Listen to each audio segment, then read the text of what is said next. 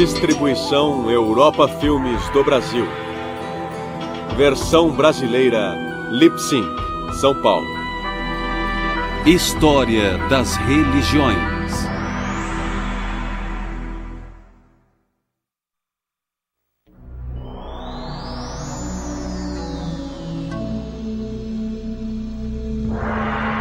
Clássicos e mitos do Mediterrâneo.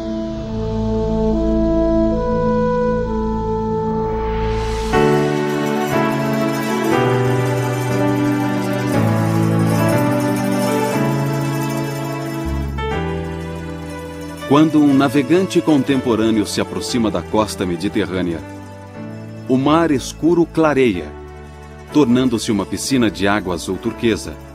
Rochas antigas bordejam a costa e cintilam sob o sol, vestígios das grandes civilizações que aqui floresceram.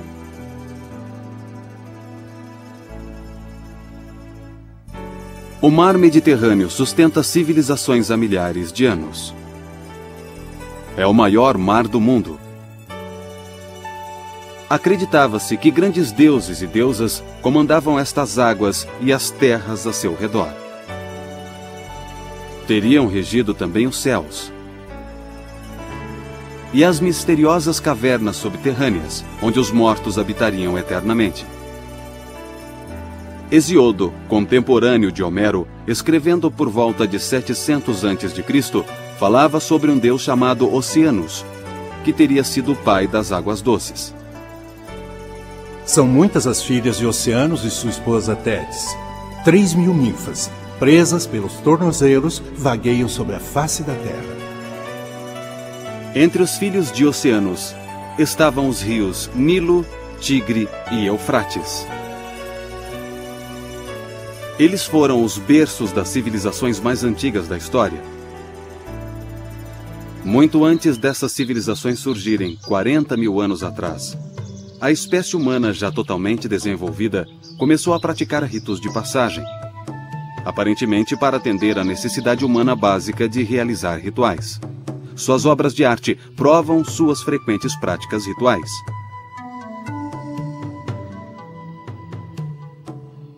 Estas imagens refletiam a crença num mundo cheio de espíritos, ou animai, com os quais podiam se comunicar.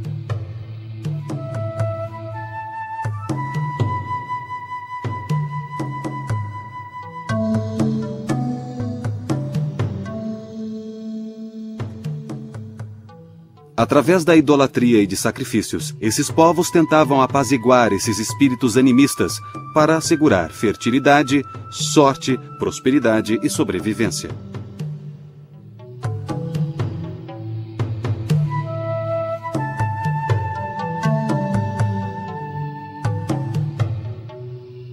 Esses primeiros humanos migraram pelo mundo a pé ou em jangadas, andando ou navegando por passagens de água rasa criadas pelas variações do nível do mar. Estas variações foram causadas pelo começo e fim de várias eras glaciais, ao longo de dezenas de milhares de anos.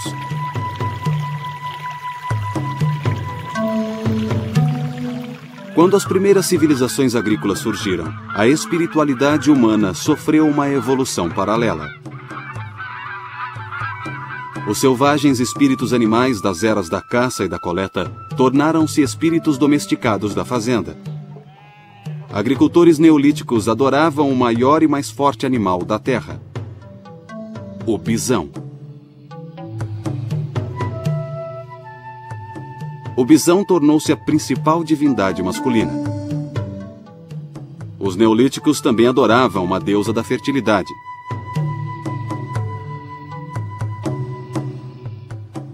O objetivo de tanta adoração era garantir terras férteis e boa saúde para as colheitas animais e humanos.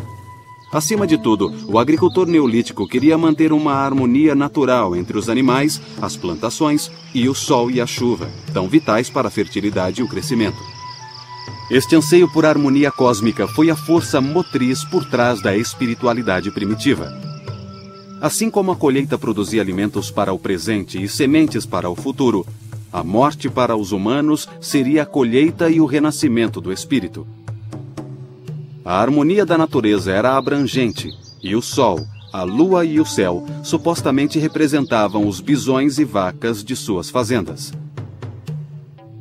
Os rituais antigos refletiam essa harmonia, e certamente as culturas primitivas criaram os mitos para explicar essa ordem cósmica.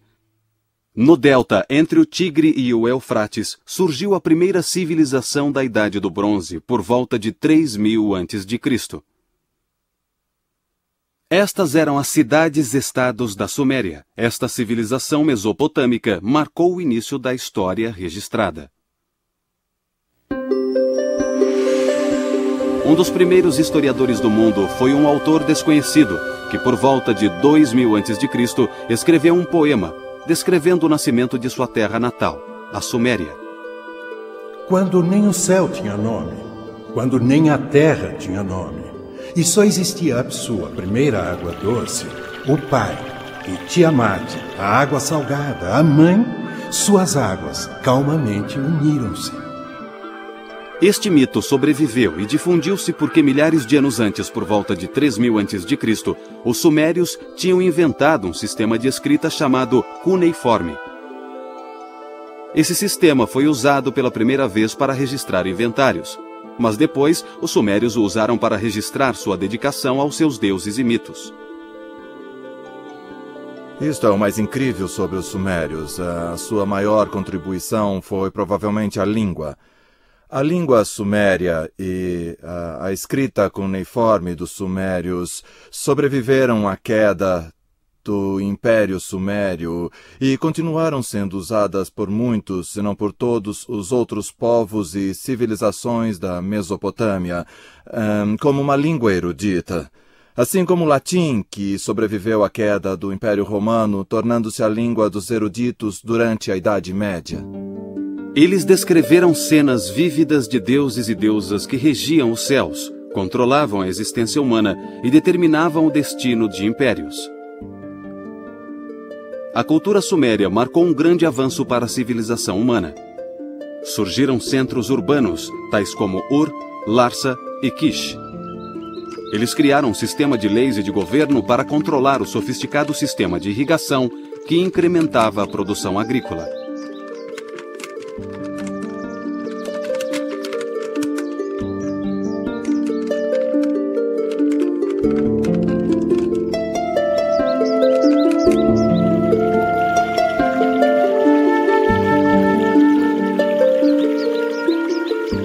As cidades tornaram-se o centro econômico, político e religioso da cultura suméria. É quase certo que no início do período neolítico, os chefes locais faziam o papel de líderes políticos e espirituais. Já na Idade do Bronze, os chefes eram sacerdotes reis poderosos, responsáveis não apenas por exércitos belicosos, mas também por economias complexas e populações numerosas. Era comum os reis assumirem funções sacerdotais nas cidades que conquistavam. Eles serviam aos deuses e os deuses, por sua vez, serviam aos reis. A Suméria era composta por várias cidades-estados, e cada uma dessas cidades-estados era regida por um deus ou deusa específico. Por exemplo, o deus patrono da cidade de Sipar teria sido o deus Utu, deus do sol. O deus da cidade de Érido era o deus Enki, que era o deus da sabedoria e também das águas. O deus da cidade de Ur era o deus Nana, que era associado à lua. A grande cidade-estado de Uruk era regida pela divindade matronal Inanna, a grande deusa chamada Rainha do Céu e da Terra. Ao fim do dia, a estrela radiante, a imensa luz que preenche o céu, a dama da noite surge no céu, e povos de toda a terra erguem os olhos para ela. Sagrada Inanna, a dama da noite faz com que todos se recolham para dormir. Criaturas vivas e vários povos da Suméria ajoelham-se diante dela. A Suméria se alegra. O jovem faz amor com sua amada. A dama da noite cintila no horizonte. Com o tempo, os sumérios cederam o poder na Mesopotâmia para seus vizinhos no oeste chamados semitas. Desde que os semitas surgiram no litoral leste da bacia mediterrânea, sua mitologia e religião passaram a influenciar o mundo. Esta influência acabaria dando origem ao judaísmo, cristianismo e islamismo. Um rei semita chamado Sargão, junto com seu neto, Naram-Sin, fundaram a primeira dinastia semita por volta de 2300 a.C. O sucessor de Sargão e Naram-Sin foi um governante semita chamado Hammurabi, que viveu no século XVIII a.C. Hammurabi governou o que viria a ser a mais famosa e mais influente cidade semita do segundo milênio antes de Cristo, a Babilônia. A magnífica cidade da Babilônia ficava às margens do rio Eufrates. O Código de Leis Hammurabi tornou-se um modelo de administração civil. Eram leis muito complexas que tratavam de vários assuntos, inclusive questões comerciais, e envolvia o que podemos chamar de lei da retaliação, ou seja, olho por olho, dente por dente, que parece meio radical quando pensamos nisso a princípio, mas se você pensar um pouco mais, ela não é tão radical quanto parece. Se alguém arrancasse o seu olho, ou pior, talvez o olho do seu filho, você tenderia a revidar com mais violência, não só arrancando o olho alheio, mas a lei diz: você não irá além do olho por olho, dente por dente. A cidade também foi um centro religioso durante centenas de anos, promovendo festivais de Ano Novo para louvar o grande deus Marduk. Os arqueólogos encontraram várias tábuas com escrita cuneiforme, onde escribas babilônicos registraram seus grandes épicos mitológicos. Entre os épicos mais fascinantes está o antigo relato sobre o mito Gilgamesh. No início da história, temos uma descrição de Gilgamesh. O épico descreve como sendo 2/3 Deus e 1/3 humano. E Enkidu, o monstro enviado por deuses para matar Gilgamesh, ele é descrito como parte animal e parte humano. Na verdade, conta-se a história da humanização que ambos sofrem. A parte que mais emociona é quando Enkidu se aproxima da cidade de Uruk, e Gilgamesh sai para enfrentá-lo fora das muralhas da cidade. Os dois se envolvem numa batalha terrivelmente violenta. Eles lutam até a exaustão e reconhecem que um é tão forte quanto o outro. E de repente Gilgamesh se apoia nos ombros de Enkidu, olha dentro dos olhos dele e se vê neles. Exatamente como Enkidu olha nos olhos de Gilgamesh e também se vê em Gilgamesh. E os dois tornam-se amigos. O templo deles era uma torre ou zigurat, adornada com madeira de cipreste, pedras incrustadas e afrescos em gesso. Os arqueólogos acreditam que esta construção devia ter uns 15 andares. Uma altura extraordinária para os antigos do Oriente Próximo. As escrituras hebraicas viriam a se referir a esta zigurat como Torre de Babel. E esta zigurat, a Torre de Babel, deve ter sido erguida no século VI a.C., então este estilo arquitetônico perdurou por muito tempo.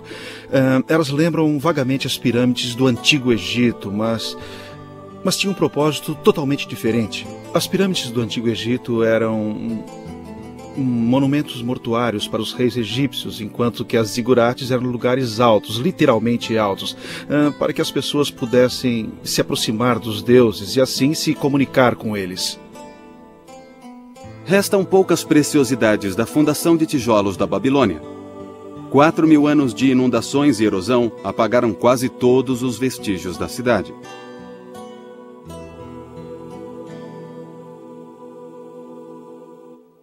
Enquanto a civilização florescia na Mesopotâmia, a muitos quilômetros ao sul surgia outro poderoso reino da Idade do Bronze. O rei Menés tinha unido o Baixo e o Alto Egito em 3100 a.C., criando o incipiente Império das Duas Terras.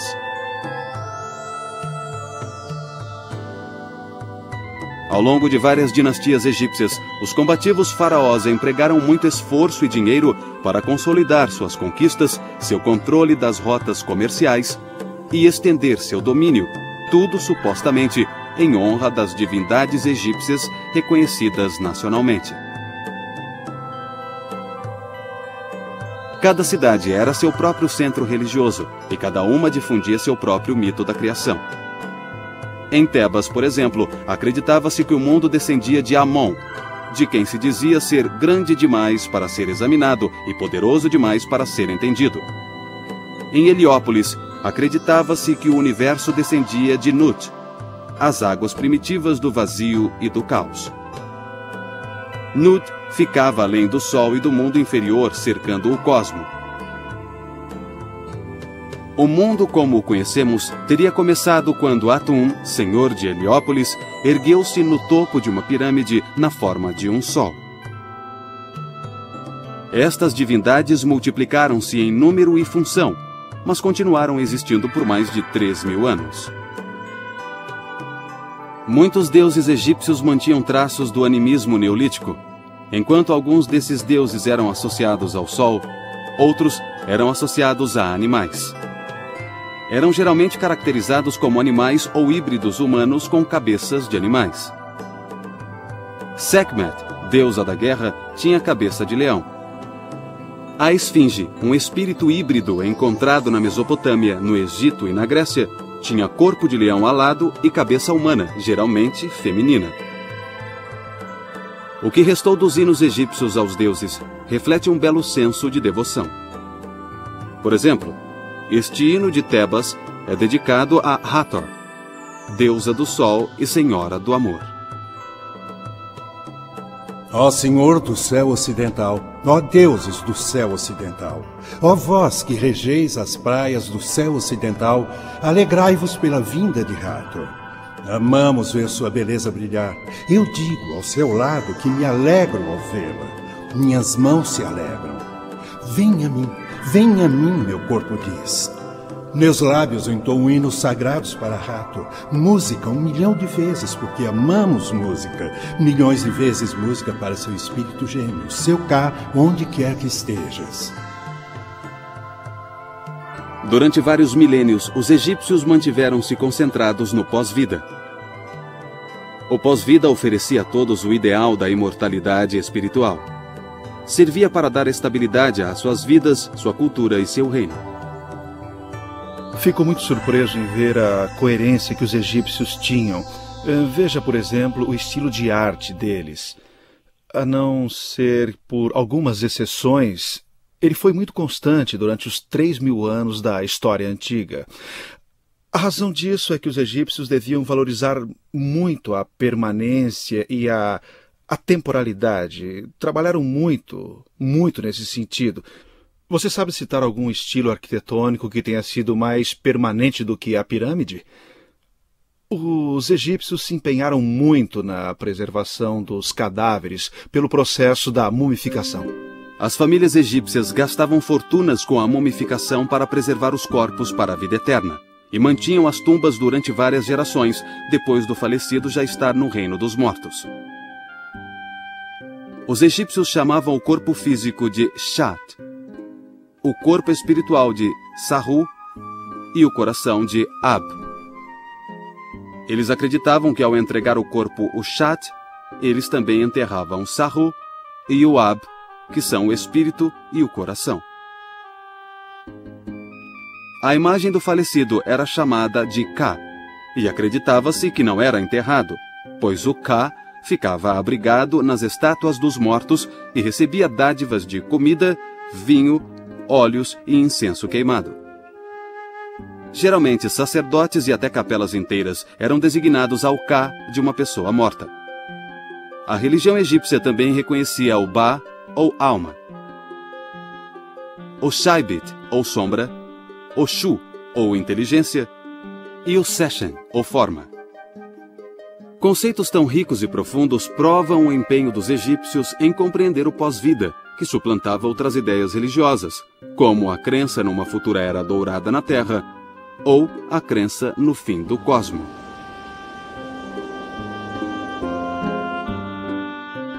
O século 13 a.C. foi desastroso para os egípcios, agora continuamente atacados por vários povos do mar do Mediterrâneo.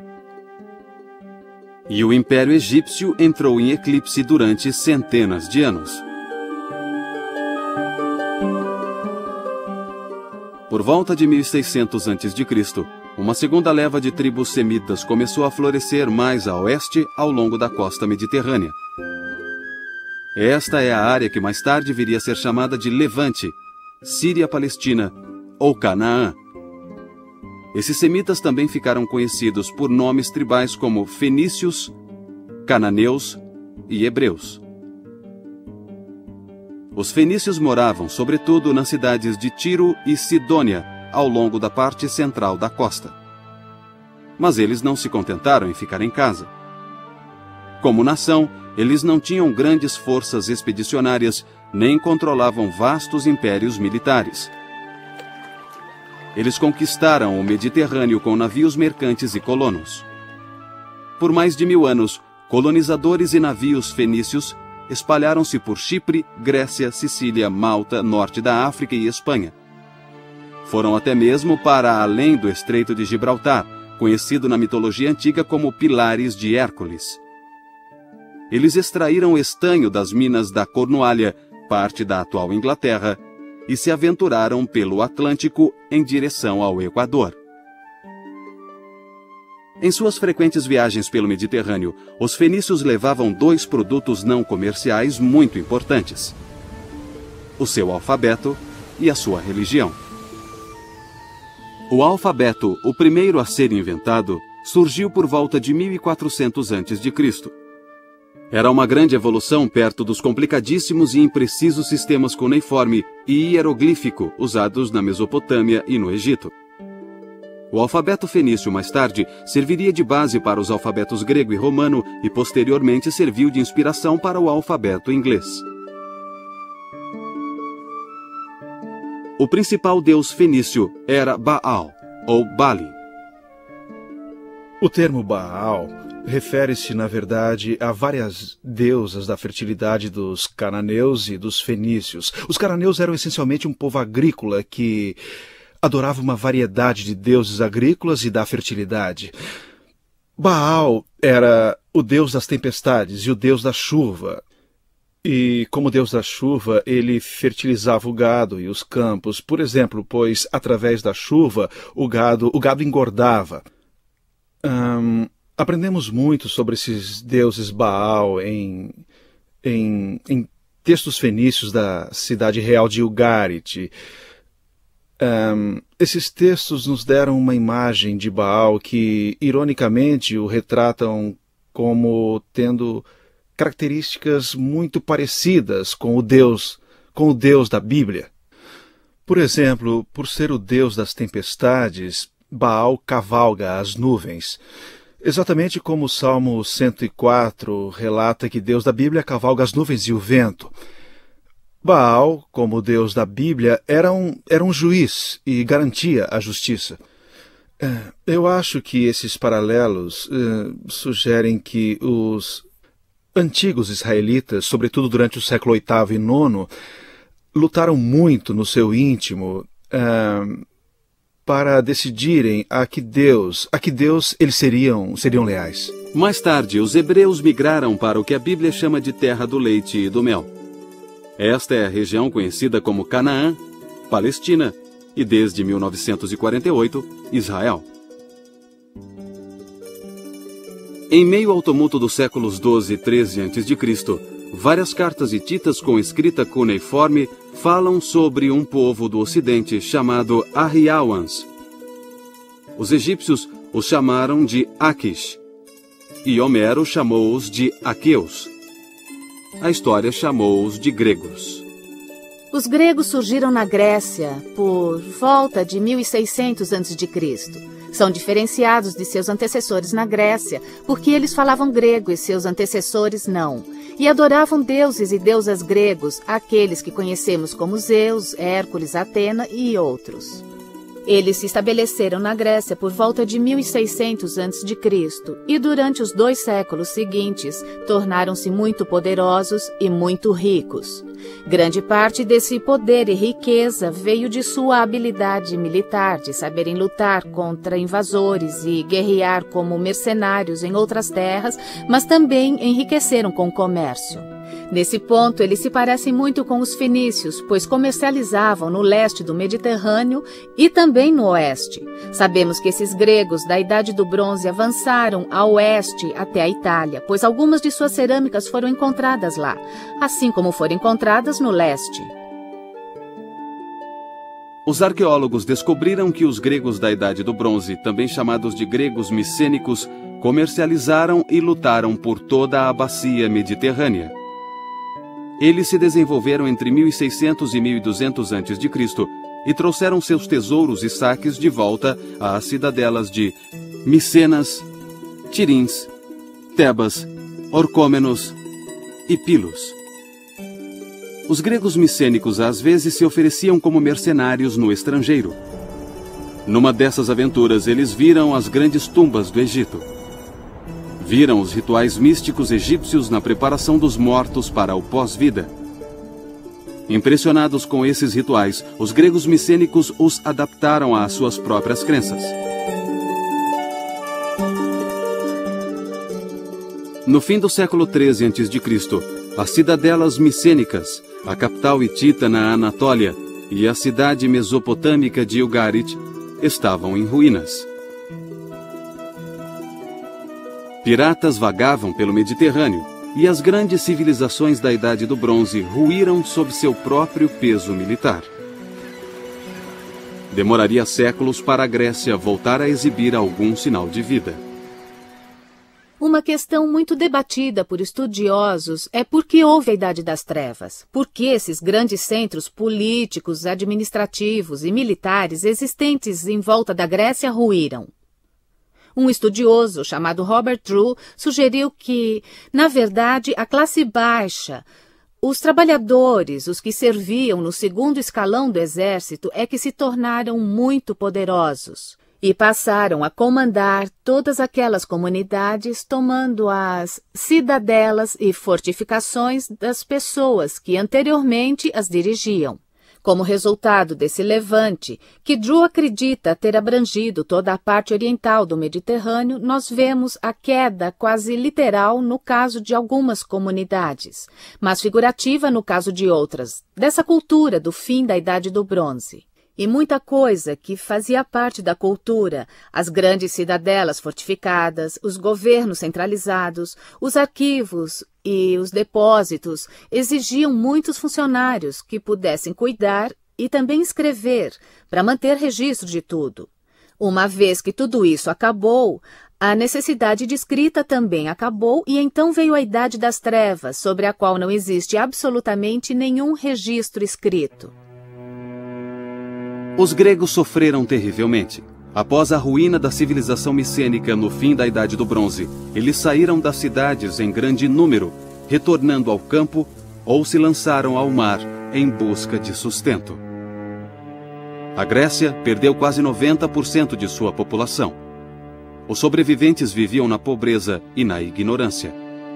Bolsões de cultura grega subsistiram em Atenas e em comunidades do mar Egeu ao longo da costa jônica da Anatólia. Aqui os gregos preservaram a memória da gloriosa Idade do Bronze, formulando os épicos da Ilíada e da Odisseia. Por volta de 800 a.C., a população grega começou a crescer de novo.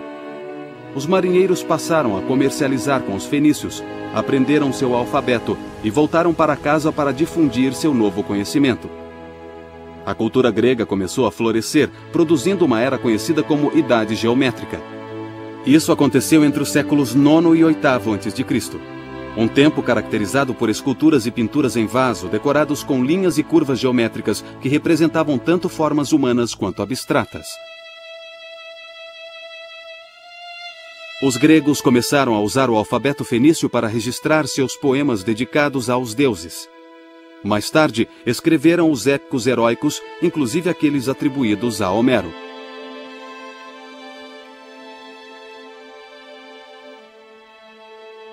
Embora cidades-estados gregas fossem muito competitivas e belicosas, elas começaram a se reunir a cada 4 anos em santuários pan-helênicos recém-instituídos, que, na verdade, eram locais para reuniões nacionais. Aqui, os gregos honravam seus deuses competindo entre si em disputas atléticas e poéticas. Eles também entoavam hinos de louvor aos deuses. Cante para mim, ó musa, sobre os trabalhos de Afrodite, que desperta desejos nos deuses e subjuga raças de homens, assim como os pássaros do céu e todos os inúmeros animais que se alimentam da terra e do mar. Tanto Hesíodo quanto Homero usaram seu aguçado intelecto grego para modificar e realçar antigos épicos que eram transmitidos oralmente desde a Idade do Bronze. A Ilíada e a Odisseia não podem de forma alguma ser subestimadas quanto à influência que exerceram sobre a cultura grega. Foi das páginas de Homero, tanto da Ilíada quanto da Odisseia, que poetas posteriores extraíram personagens e situações para suas poesias e peças dramáticas. Foi de Homero também que pintores de vasos e escultores tiraram cenas e personagens para suas criações. Por exemplo, vários vasos pintados em Atenas no século VI e V a.C. tiraram de Homero as características dos grandes heróis Odisseu e Teseu, e Hércules e Aquiles, muitos dos heróis celebrados e cantados nos poemas de Homero. Enquanto Homero cantava feitos da guerra de Troia, Hesíodo cantava sobre a criação do mundo. Homero e Hesíodo preservaram assim as tradições religiosas da Idade do Bronze, reafirmando-as em termos que refletiam os avanços intelectuais de sua própria era. As divindades de origem grega incluíam Hera, deusa da fertilidade, do casamento e do parto, idolatrada na planície agrícola de Argos. Havia Deméter, a deusa da agricultura, que regia os ciclos anuais de colheita da vida e da morte. E Ártemis, deusa semelhante à mãe natureza, era idolatrada em Dilos e Éfeso, na Anatólia. Entre as divindades gregas de origem estrangeira estão Apolo, do norte, Afrodite, baseada em Ishtar, no leste, e o deus da tempestade, Zeus, derivado da cultura indo-europeia em geral. Cerca de um século depois de Homero, os atenienses, por volta de 600 a.C., reuniram estas e outras divindades num panteão canonizado de 12 deuses olímpicos. À medida que a cultura grega florescia, seus deuses se assemelhavam mais a criações de arte que a inspirações para a idolatria. Os gregos aprenderam a construir imensos templos de pedra com os egípcios. Mas esses templos não eram locais de reunião. Eram construções luxuosas para abrigar estátuas dos deuses. Os gregos decoravam os templos com colunas cuidadosamente esculpidas, esculturas tanto nas fachadas quanto nos fundos e uma belíssima estátua no centro. Guiados pela arquitetura egípcia e um dom artístico inato, os gregos buscavam a pureza das linhas e forma. Eles encontraram o material perfeito para a construção de sua arte na própria casa, o mármore. Levou 1 ou 2 séculos para os gregos aperfeiçoarem a técnica com mármore. Então, os atenienses empregaram muita energia, dinheiro e habilidade artística para construir o que talvez seja o templo mais magnífico de todos os tempos, o Pártenon. No exterior dos 4 lados do Pártenon, esculturas em relevo glorificam Atenas e seus deuses. Por dentro, o Pártenon ficava envolvido na escuridão. Paredes de mármore maciço escondiam a colunata exterior, reduzindo muito o espaço interior. Aqui havia uma imensa estátua coberta de ouro e marfim, uma imagem que se elevava sobre os visitantes. Esta era Palas Atena, a deusa da sabedoria, cujo nome significava Atena, a Virgem. Palas Atena, cantarei a gloriosa deusa em cujos olhos a inventividade cintila. Seu coração infatigável Poderosa dama, guardiã das cidades, nesta e em outra canção, eu me lembrarei de você. O Pártenon era dedicado aos deuses, mas glorificava o homem através do talento artístico humano. Homero retratara os deuses como seres próximos e acessíveis que andavam e falavam nos campos de batalha de Troia. Para cada ação humana importante, havia uma ação divina paralela.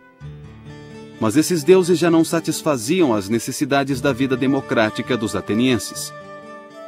Os gregos começaram a procurar respostas não mais nos deuses, mas sim na filosofia.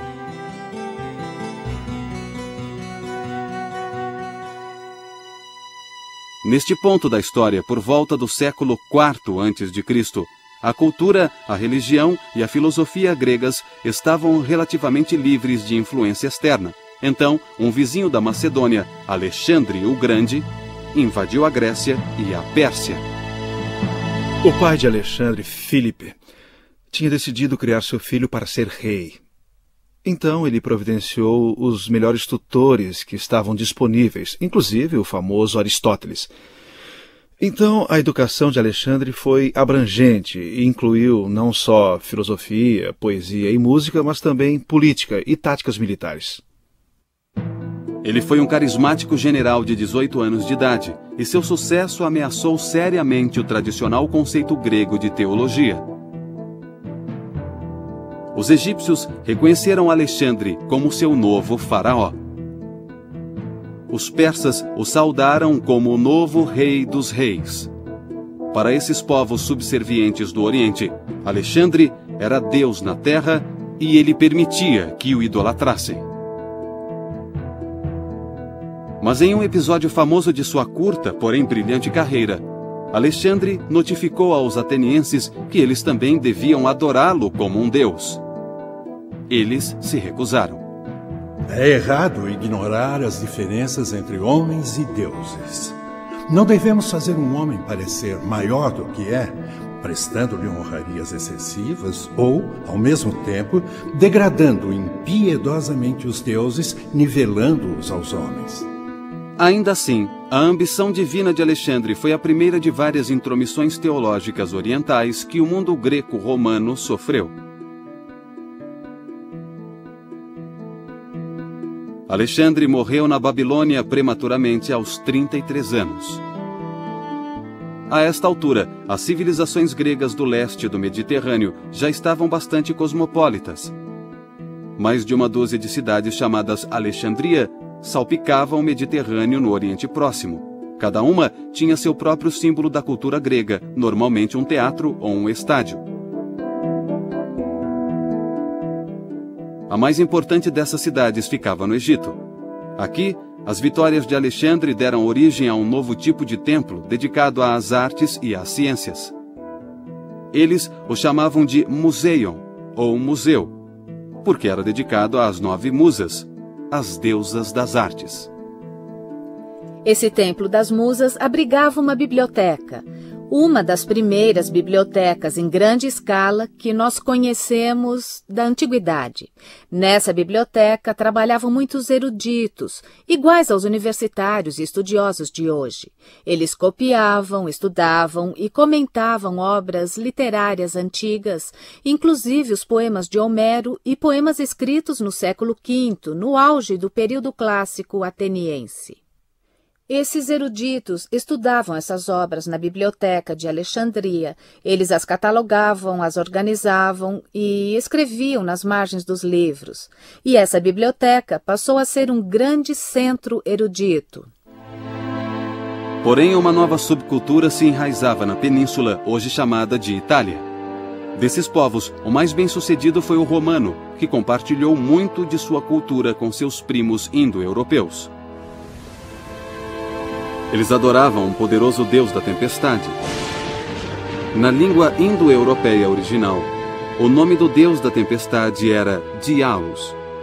Em grego, pronunciava-se Zeus. E em latim, Io. Ao nome Io, os romanos adicionaram sua palavra para pai, pater. chegando assim ao nome do seu deus da tempestade, Júpiter, ou como o chamamos hoje, Júpiter. Nos primeiros anos, um período que durou de 500 a 50 a.C., a República Romana defendeu e expandiu seus territórios. As semelhanças culturais entre os gregos e os romanos aumentaram quando os romanos conquistaram a Grécia em 146 a.C.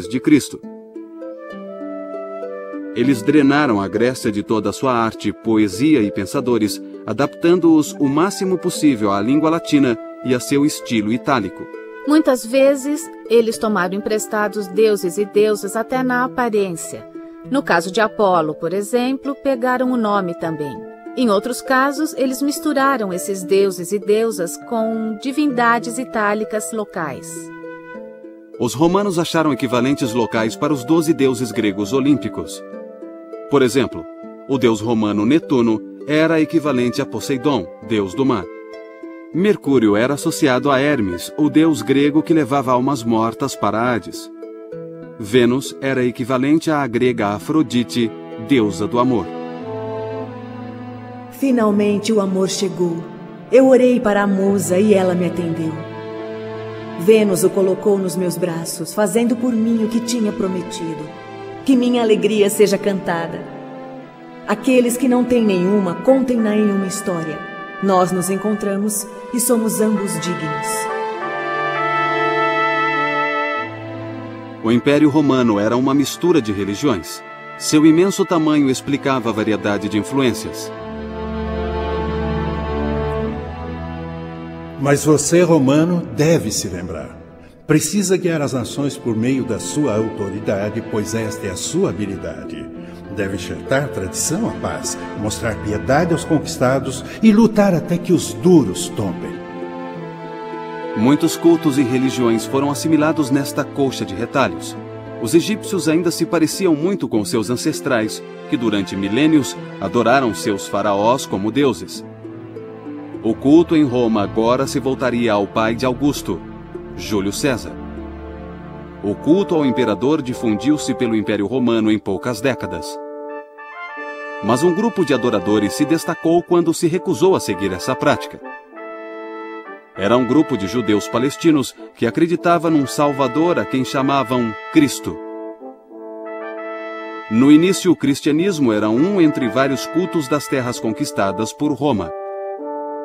No século IV d.C., o imperador Constantino promulgou o Édito de Milão, tornando o cristianismo uma religião aceita no Império Romano.